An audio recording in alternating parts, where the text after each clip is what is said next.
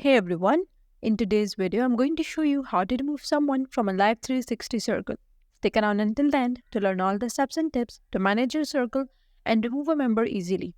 Let's get started. First, open the Life360 app on your phone.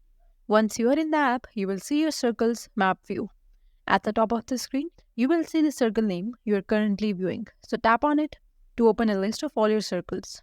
Now select the circle from which you want to remove a member by tapping on the circle's name, and once you have selected the right circle, click on the settings icon in the top left corner of the screen. In the settings menu, you will find a section called Circle Management. Click on it. Now that you are in the Circle Management section, you will see an option called Delete Circle Member. Click on it, and here you will see a list of all the people in your circle.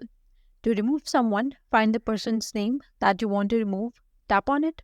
After selecting the name, you will see the option of delete or remove from circle in the top right corner. Tap on it, and Life360 will ask you to confirm that you want to remove this person.